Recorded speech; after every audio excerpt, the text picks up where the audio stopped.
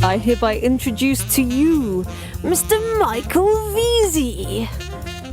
Welcome to this episode. Today we are bringing this episode is brought to you by Amazing FBA and the private label course that we've just created, which is so new, I haven't even officially named it yet. You can help in that process.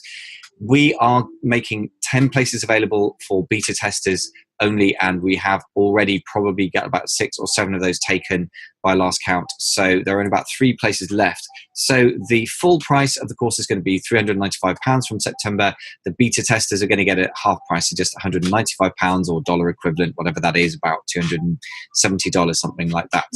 Why should you consider this? Well, it's step by step for people who are absolutely starting out from scratch. We have about 6 hours of content recorded so far, and we'll probably end up with about 10. But we've broken it into tiny absorbable chunks of 2 to 3-4 minutes per video in most cases.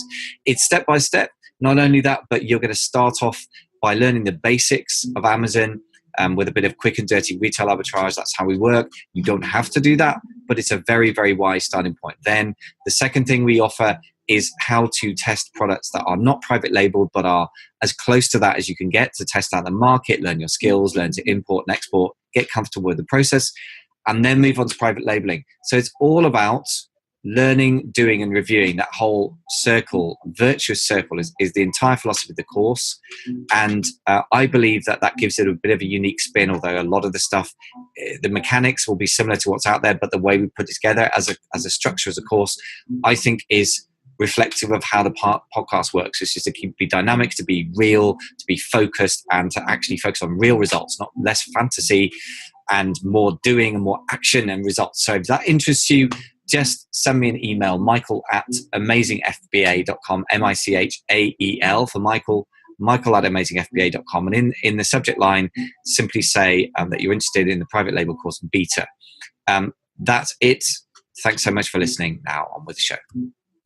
Ladies and gentlemen, welcome back to the show. Today, I'm delighted to be talking to Danny McMillan of Seller Sessions and the Databril PPC agency. And Danny's been giving us a lot, if you didn't catch it in the previous episode, about launches and PPC right up to date. It's middle of July 2018 stuff. So amazingfba.com/Danny M if you want to catch that. So Danny, welcome back. And thanks for having me. Let's talk about the biggest sellers or the people with more SKUs, because obviously, as you've hinted earlier, it's not very practical to use the same approach if you've got 100 SKUs or 1,500 or anything like that, when you've got 2 or 3. So tell us a bit more about what's from the sort of macro to micro, the big picture to small. What's the sort of strategic level difference, would you say? Okay, so to give an example, let's backpedal a bit. I've got we've got a Databril, the agency, which we started earlier this year with my partner Ellis. Now, Ellis was one of the algorithm guys behind Jungle Scout. He's a very, very smart guy. And so what the problem we were looking to solve was that in most cases, it's very difficult to manage your PPC campaigns at scale, like hundreds of SKUs. It can take up a lot of your time without some form of software, which there are software solutions out there that you can use, but it's very limited. It's a rules-based system. It's very hard to get what you want and be able to adapt per campaign. So I congratulate a lot of the software companies out there to go into the market and they build these mini algorithms that help, but they're not very flexible, if you like, because it's got to be a fits-all, because they've got a feature for hundreds, if not thousands of end users. So the solution we're looking at is how can we look after really large sellers that has hundreds of SKUs, but they don't want their prices to keep rising every time they're trying to grow.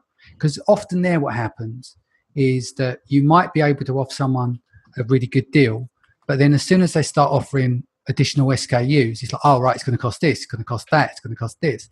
And so suddenly it comes into a space where it becomes impractical. I mean, one of our clients does 30 million. A lot of our clients are 7-figure sellers. Most of the clients have got 200 plus SKUs.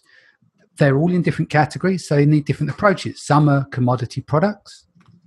Some are, home and kitchen. Some are like in really competitive landscape.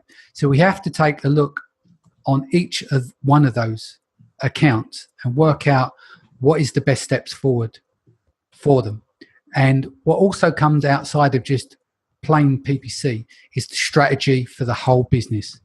That plays a massive role in what we do as well, because PPC obviously is what we're known for as the agency, but I sit down and do strategy with the client for everything from inserts to storage to long-term storage fees, optimizing that, new products, product launches, packaging. There is so many different facets, because what happens is when you're managing a large account like that, if you're just relying on the advertising API, for instance, you're only getting one look at the business.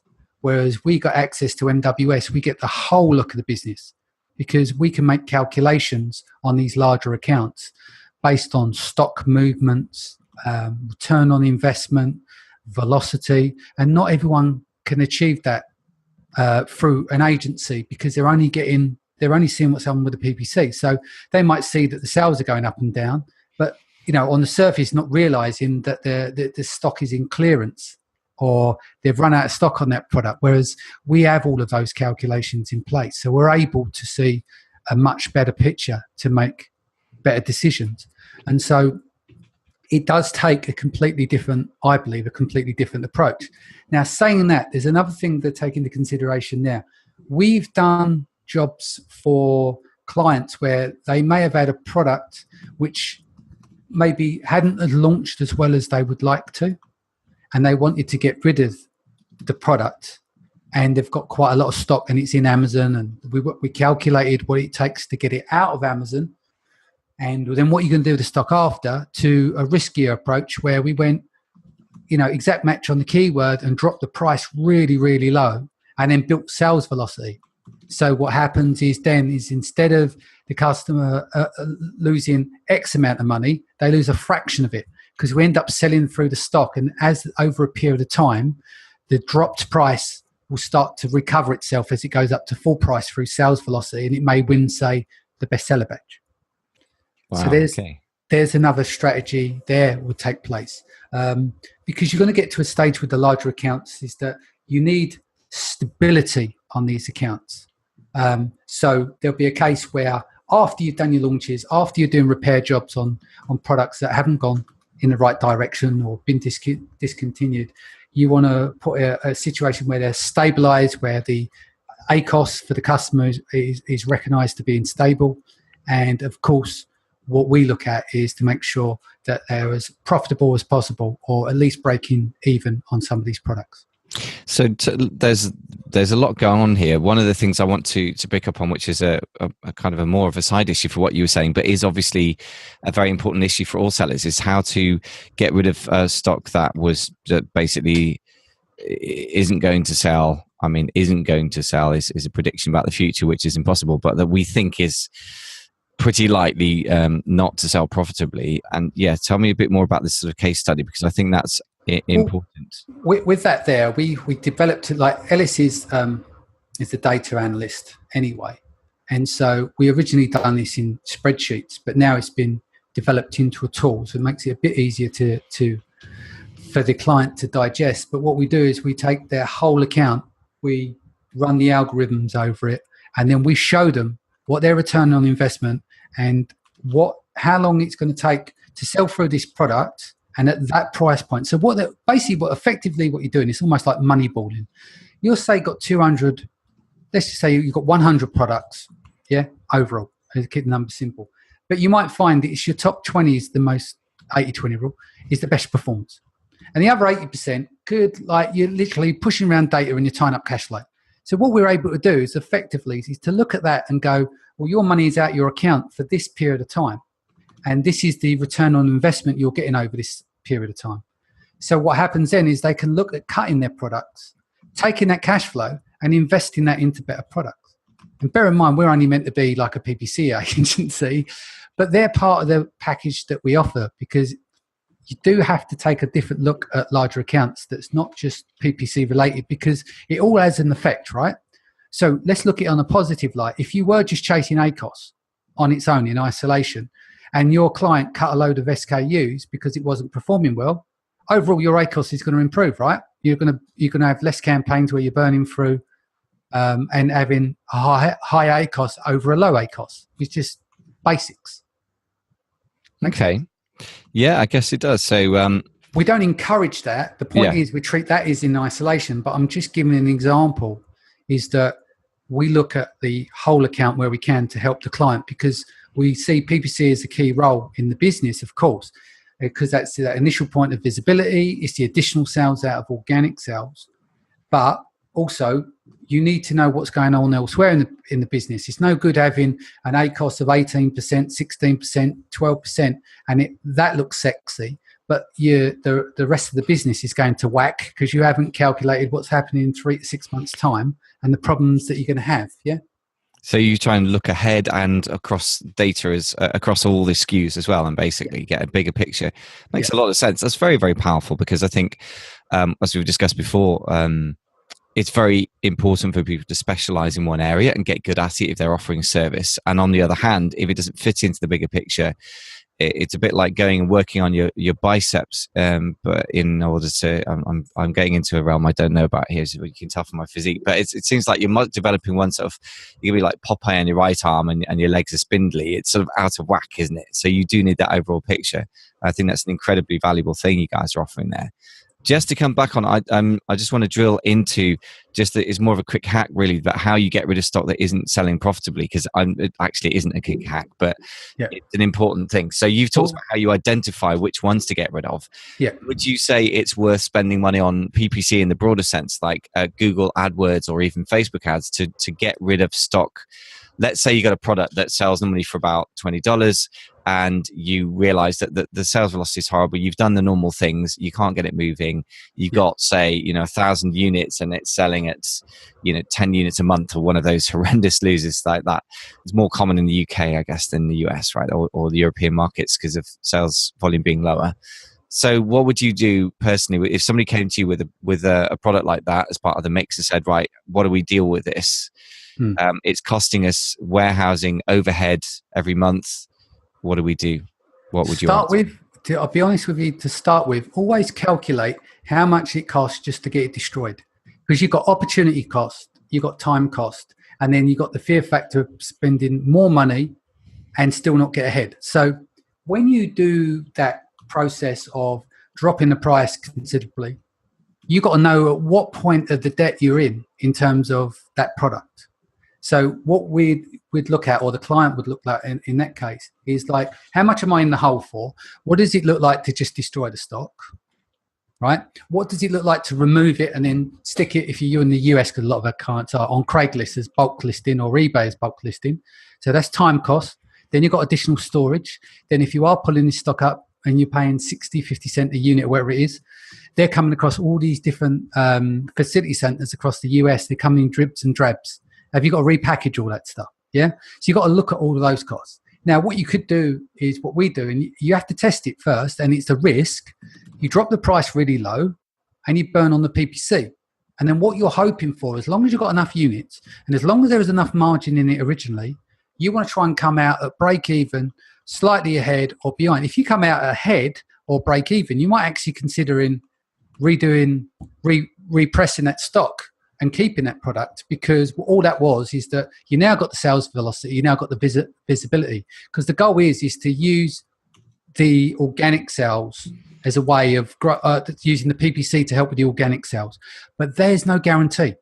So you could actually go and spend $500 on PPC and put yourself more in the hole. So I'd always look at first, what are my unit costs? How much have I invested in it? What are my opportunity costs? What are my time costs? What does it cost to destroy the stock? And then move forward from there. Once you start looking at things like Facebook, I'm a big believer that, if you're really good at Facebook ads, there are means and ways to use different strategies. And in some cases, you could sell at full price.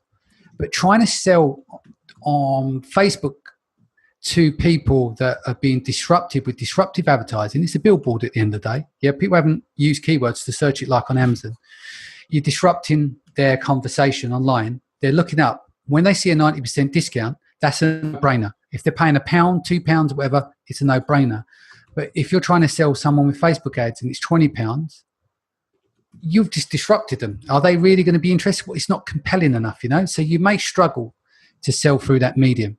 I think and I haven't tested it with AdWords, and you should always test, but realistically, if your cost per click is quite high, you might find it difficult to try and shift all of that stock on AdWords alone.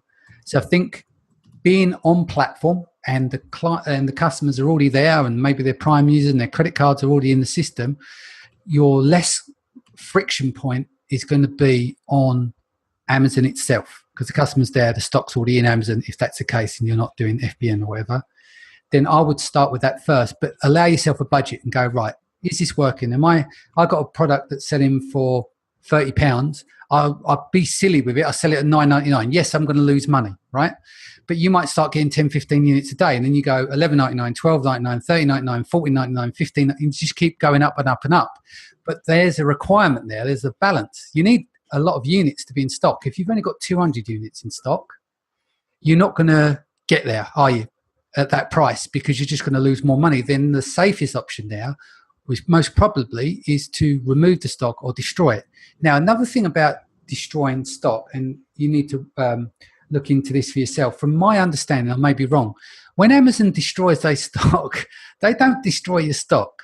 They keep the stock and sell it on, because I've had guys on seller sessions where stocks reappeared back on the listing.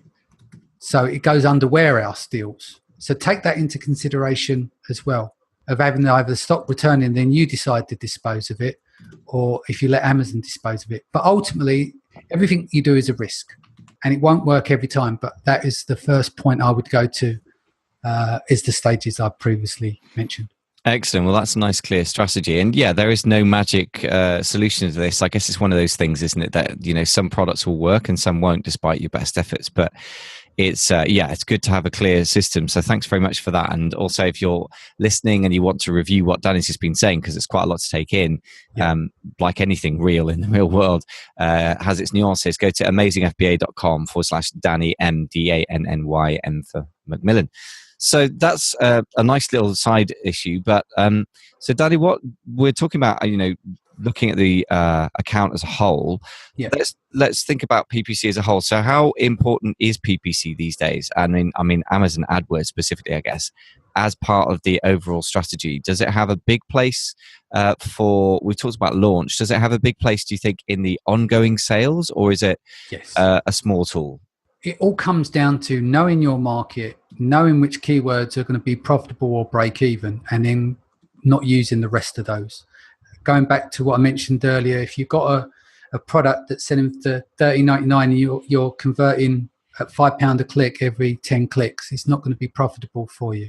So ideally, what you're trying to do is, the key thing is you want to be able to rank organically as best as possible. And you want to have complementary keywords, PPC keywords, that are either break even or profitable for your business. And it's as simple as that. But it all comes back down to the product and your product research. If you're into the Me Too markets and Me Too products that you're bringing in from China, out of Shenzhen, the example, the electronics capital, you're going against the Chinese, for instance. And the Chinese are more than happy to spend and go deep at a very low price for a lot longer than you're willing to go to. So I'd always, and that's what messes with the markets and the flow of the market and the justification. Because I think when people look at getting stuff out of China, they might say, look at that, I've only paid $1 for it and I'll sell this for $9.99. But they might have to spend $8 in advertising because it's so competitive. So it all comes back down to product market fit in terms of PPC. Yeah. So basically, you need to have the message to market match, I guess, isn't it? Is that old saw, which is always true. So how do we achieve that then? This is the next question then. Some of the most, nothing's guaranteed in this world, right? And especially so on Amazon as it gets more and more competitive. Because you're trying to work off realistic numbers and people are using methods that are unrealistic. So on the naked eye, you go, how can they achieve that? Well, if you want to know why the Chinese can go so deep, they've got 50 billion coming into the economy. over there. There's armies of these guys over there. I was over there. I've been over China a few times, but I had dinner with some of the biggest sellers out there. I've interviewed a guy that's doing 10 million a month, and they have a different mindset over there. And there's a lot of money in the economy to do what they want to do. So they'll play the long-term game where they can go a few shipments at losing bucket loads of cash until they rank organically and then grandfather themselves in. So when you look at that, it makes it difficult for you to compete if you're a smaller company. So it all goes back down to niches. Don't get green eye monster and go and chase 100, 200 units a day. Diversify your risk. Go and look for stuff that sells 10, 15, 20 units a day.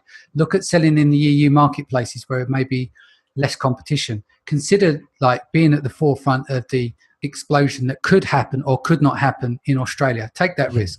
Look at Japan. Do you see where I'm coming from? It's about changing up your strategies. I'm not saying there's no room in the US. That's far from it. But if you haven't got deep pockets, it's all about coming up with the clever strategies. And that all reflects well on your PPC. So if you really wanted to check something out quite quickly, is take a barcode, put up a listing like you would with all your keywords and stuff in, turn it to merchant fulfilled, set up put a few units in, set it up as set up your sponsored ads campaign, throw in all your keywords, and then in your campaign you'll see estimated bids. And the ones that show estimated bids are likely the ones in the system that you can use, and that gives you a guidance on price. Although you can't guarantee that they're going to be that's what you're going to pay per click, but you get an idea. So you might say these clicks are from 75 pence to £1.75. You might go, well, that works, that fits my remit. Yeah. And the ones that don't show any data in terms of bidding points, they're probably keywords that are not utilized in the system. Therefore, there's no search volume on them. Yeah, that makes sense. So you can have a quick sort of dry run of the PPC costs for a potential product. Yeah, just flick it in and out. You know, obviously you don't want to sell at any of the units, so put it up at a little bit of higher price. Bear in mind that you might not appear for all the keywords that you want to appear for, but from memory, your bid information should still be there. So there's one of the strategies, just to get a bit of an eyeball of what are my advertising costs going to cost me roughly. And I think the other thing is that it's part and parcel, you know, like when I do launches now, as to the one I was mentioning earlier on, if I spend £1,000 there and getting that to the middle of page one, or spent a bit more money and it's stuck, because you've got to make sure it sticks, and it don't always stick, as we know. You can rank a keyword and it doesn't stick. The main point for me is I look at that as a product cost. So I don't look at a cost for that launch. I go, if I can get to page one, burning the midnight oil with PPC, and I spent £1,500 getting there in a competitive area, and I can do a good amount of units a day, for me, that's a good investment. That's a product cost. I work out my PPC cost later when I'm going into the natural realm to trying to do more, what's the word for it? Like micro conversion. So you've got your macro conversion. You might find that my main keywords are no longer profitable. I don't use those, or I use them sparingly and I bid lower on those. And then with the other keywords, the more long tail keywords, I'm looking for those to break even or be more profitable. All right. So basically you're prepared to spend pretty heavily to get on page one, and you treat that as a product cost, which is an instant way of looking at it, not an ongoing cost. And then look at it, right? You want to get to page one. That's your goal. And you go, well, how much is it going to cost me to go to page one? If you stare at your ACOS all the time, what's that going to do to you? It doesn't fill you with confidence, right? We don't do this on the agency, because the agency, the clients is the client's money, yeah? And that's not the approach we would necessarily take unless we specifically ask them, is this what you want to do? Are you willing to go into high ACOS for this? In most cases, people don't need to do that, but in some cases, they'll happily do that, and we can do that. But it is very much denoted is that this becomes a product cost. This is part of your launch. So it's your startup investment for this product in form of marketing. If you took ads out on a radio station, they're a cost, aren't they? You know, if you've decided to spend a bit more on the packaging, you've upped your cost. So I just call that a startup cost. That's a product cost to me. Yeah, that makes sense, and I think it's good to. It's very good. I like your hack for trying and find the bids. That's something done myself and do for clients. So it's good to make sure that you see what the number's going to be and then bake it into your projections. And yeah, it's a prediction rather than absolute, but at least you've put that money aside. You mentally said goodbye to it, which I think is important. Emotional attachment to money that you've got to get rid of to a degree when you're launching in, and then you're separating that out. So later, you're basically, if I understand. Danny, you're saying that the main keywords may become unprofitable. So then PPC becomes more about reining in the costs on the main keywords and then looking for long tail keywords. Is that the basic strategy? Yeah. So then you spread out and then you go into the long tail. And it depends on your category how much there is in terms of long tail, because a lot of people focus on the long tail or the mid tail. But let's just say you're in a niche that doesn't have a long tail. The long tail doesn't exist. But if you're in supplements, then there's a good chance there is a long tail, and they won't just be super micro conversions, because it's all well and good showing people, oh, look at the ACOS on this and done 2 sales in the last 3 months. See where I'm coming from? You need sales, don't you? So you need to find that right blend. So what you're doing is you're dialing down off the bigger keywords that were part of the launch strategy. Use them more sparingly if you want to. Some people just keep burning. Some people will just keep going through 4, 5, 6, 7 shipments and lose money because they're looking super, super, super long term.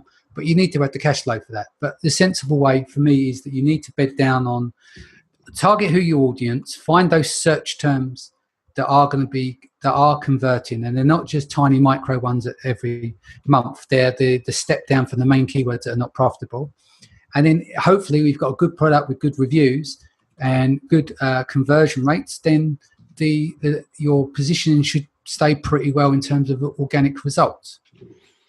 Yeah, that makes sense. So basically, I think you've nailed quite a useful distinction. So you got your main keywords, you got things that look really great if you take the percentage conversion rates or whatever, but actually it's 1 sale a month, so micro keywords. So what we're after is that sweet spot that is just below the radar. In other words, in some ways, I guess the just below the main keywords, and that's where the sort of medium tail keywords, I suppose, if that's even a word.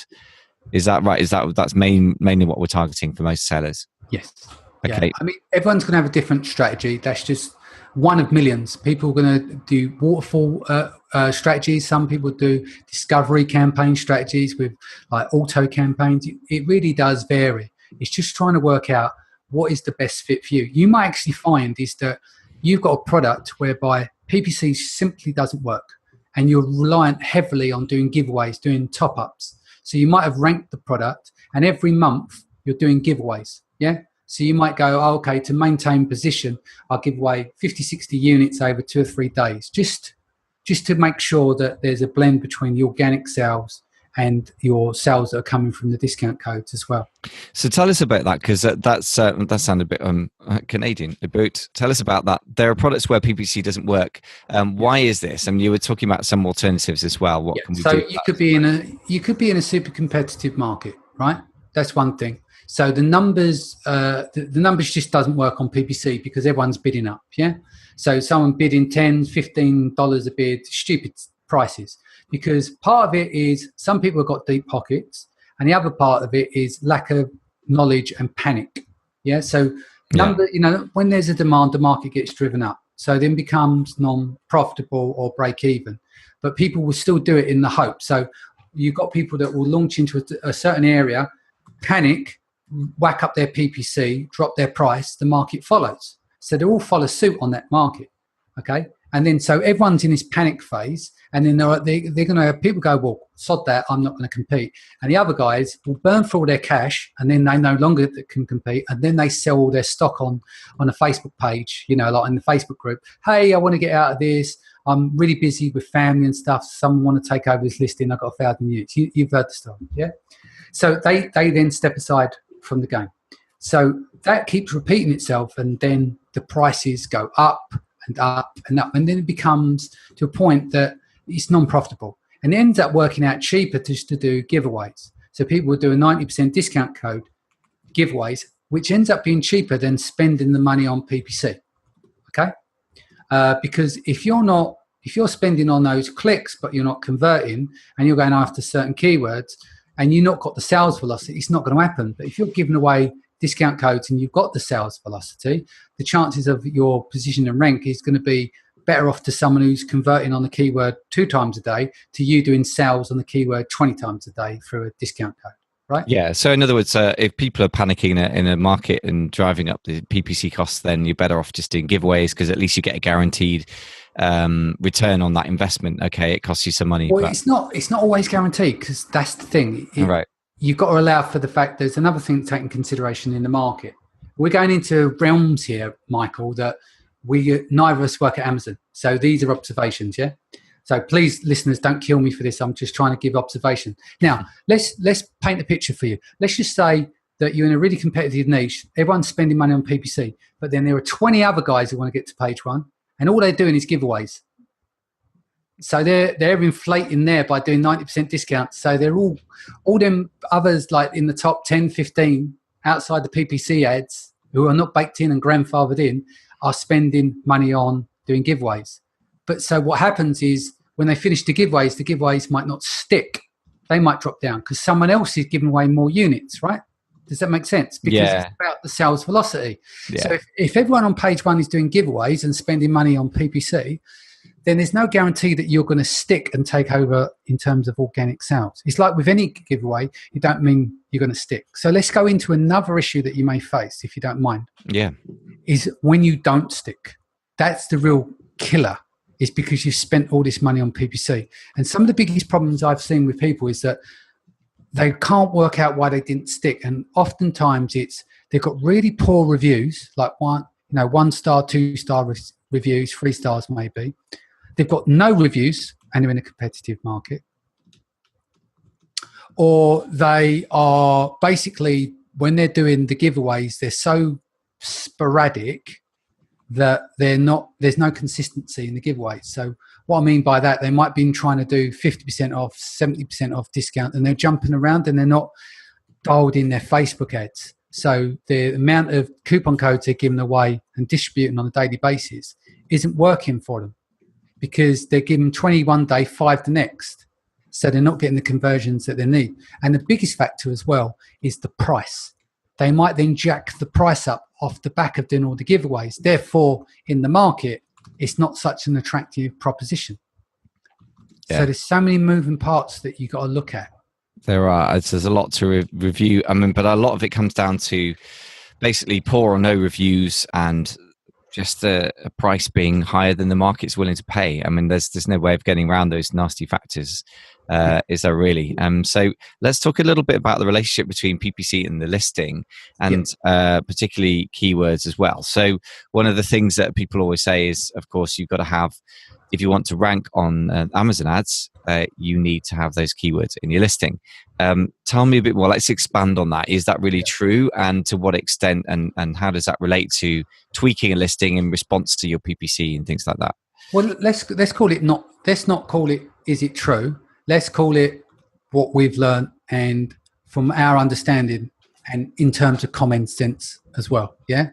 Okay. If you want to rank for a keyword, and Amazon is reliant on relevance, what do you need to do? You need to be using that keyword somewhere in your listing. The proposal out there and the tests that have been done is your title is the most prominent area where you should have your keyword for ranking. Yeah. So you want your keyword in the title. We just so happen to put out what search term or keyword area you want to phrase, but it's the search term. We put that in our back end as well, where we have 250 bytes there to use in most cases. We put that in the back end, and somewhere else in the listing, in most cases, we'll put it in the bullet points. I'm not saying it's the right way to do it, but if I want Amazon to look at my listing and see that, right, okay, he's in the right category, the prices seem similar to everything around them, whatever their algorithm is doing, they keep seeing this keyword appearing. Therefore, it must be relevant. So if you take it from a really basic approach like that, then I think that the keywords being in your listing is going to be very important what happens with your PPC. Yeah, it does make a difference then. Okay. How important is it if you see, for example, that in your you run your launch on your main Yeah. keywords, you start doing well on that, and then your PPC is more about the medium tail keywords that we've talked about. So in other words, it's going to be about the secondary but not tiny search volume keywords. Yeah. How important is it to then try and optimize your listing for those keywords? And does that go as far as getting rid of some main tail keywords, sort of short tail keywords in the listing? Should you change your listing that much? No, do you know what? I think there's this thing where people constantly tweaking and changing their listings and end up blowing up their listings because they've not recorded those changes. I think what happens if you've got a listing that's simply not converting in the very beginning, it's definitely good to make a change, right?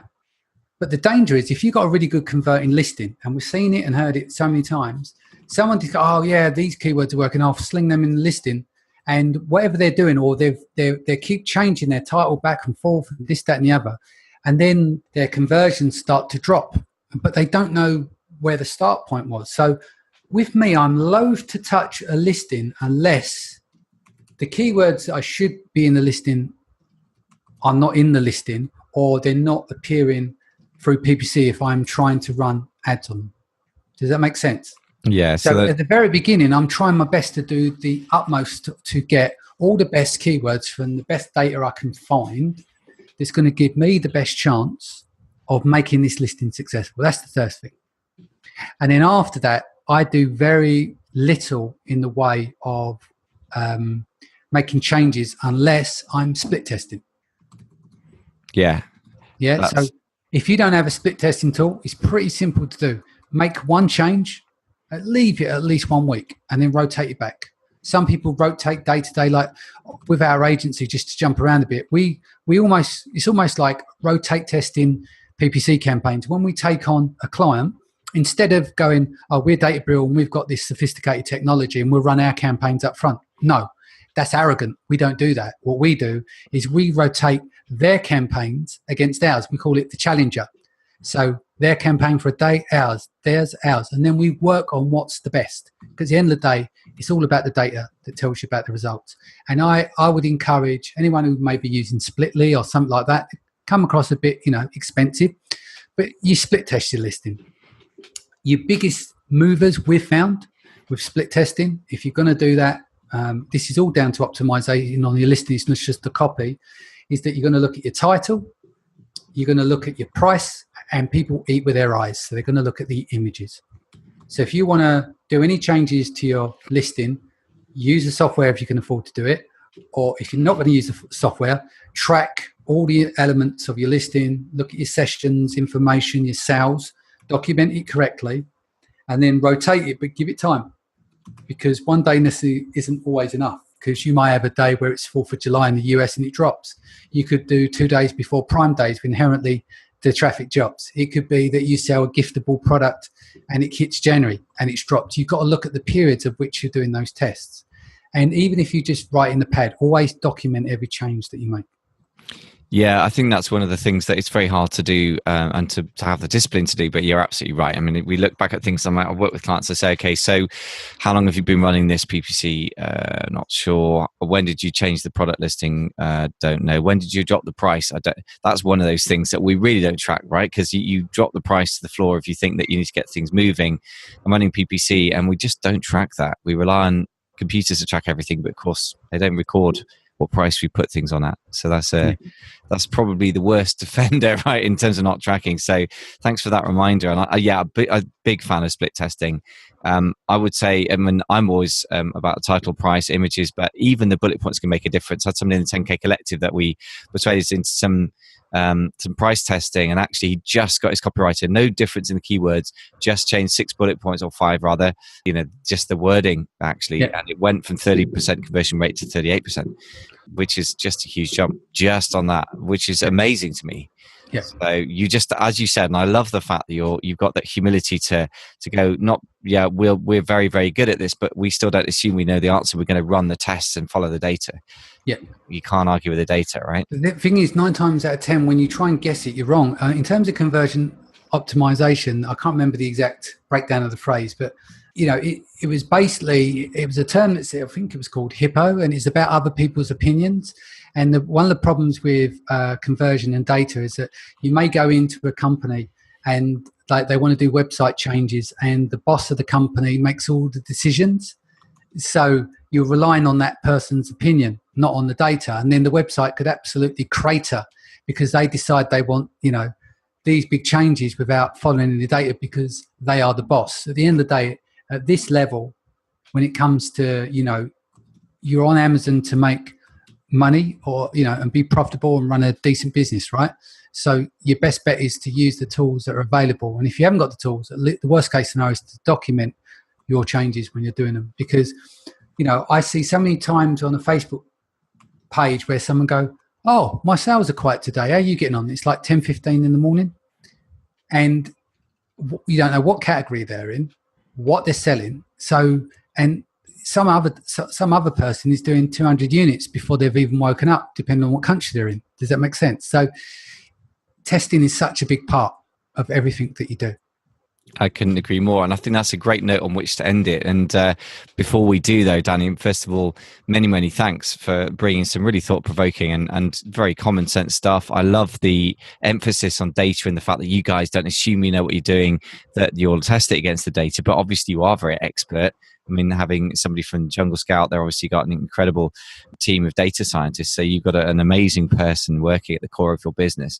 If people want to work with you with Databril or something, how do people get hold of you, or how does that process work? Best thing to do is hit me up at danny@databril.com, DATABRILL, databril.com, or you can visit sellersessions.com/agency and the landing page there on the business.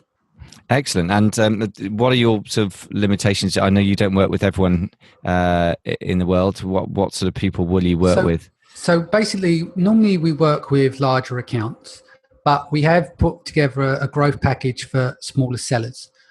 Whereas before we were rejecting sellers that, has 30, 40, 50 SKUs, we can work with those guys there. If you're, say, only got 1 or 2 SKUs, you're better off managing it yourself. There's lots of information out there to manage those. It doesn't take a huge amount of time on 2 SKUs. And once you've done the bulk of the work, there's only so much you can do. So I'd advise using, do this yourself, learn that yourself until you grow, or maybe look at a piece of software. But generally, if you only got a handful of SKUs, you should be self-managing. Yeah, that makes sense. And I think it's good that people sometimes try and outsource this stuff in the sense of getting rid of responsibility and not being willing to crunch through a spreadsheet and go through the pain of learning how it works, really.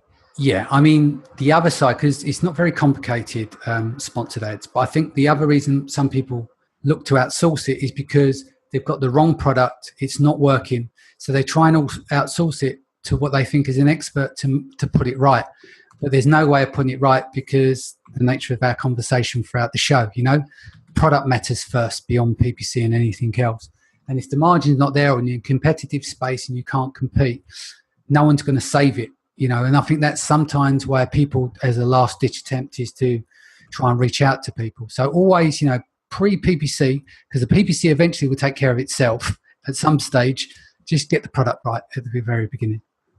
Yeah, there's no substitute for good product. And I think also no substitute for going into a marketplace that is a smart choice. As you said, if you're going and playing on the Chinese sellers' ground, as we've talked about before, and as a conversation that is important to repeat, and you've got a real inside knowledge on this, I know that there is no point in competing directly with the Chinese on the massive markets. We've got to make a smart choice of products category and then sell a good product, right? I mean, there's just no substitute for that. I think what it is as well is when people are now going, oh, the skies are falling. They're not falling. Amazon is growing. So are the user base and the sellers on the platform. But the categories won't disappear. All what's happened is that you've got to be smarter with what categories that you pick. If you want to simplify this thing, let's just say you don't want to go up against the Chinese. Don't buy stuff that's manufactured in a Chinese factory. Look at something else, yeah? Look closer to home. Go for home manufacturing. Go into areas where something that won't travel too well on the ocean. Beauty products, topicals. I know some do travel, but your advantage could be your home advantage. You put out a premium product that's made locally, and that's where your brand story comes from. But if you're going to sell something that's paid $1 for out of a Chinese factory, the chances are you're going to get competition from the Chinese, who are able to manufacture this cheaper, who's got deeper pockets than you. So there is plenty of room in this space to work, I believe, but you just have to kind of move away from the everything in a shoebox, send it by air, the whole old school way of doing, where there's no barriers to entry. Absolutely. Well, that's a great place to end it, Danny. That's words of wisdom as far as I'm concerned. So, cool. Danny, from Seller Sessions and also Data Brill agency, Danny McMillan, thank you very much for sharing your Desert Island Discs, and thank you very, very much for all the wisdom you shared with us today. No problem. Thank you. Thank you very much.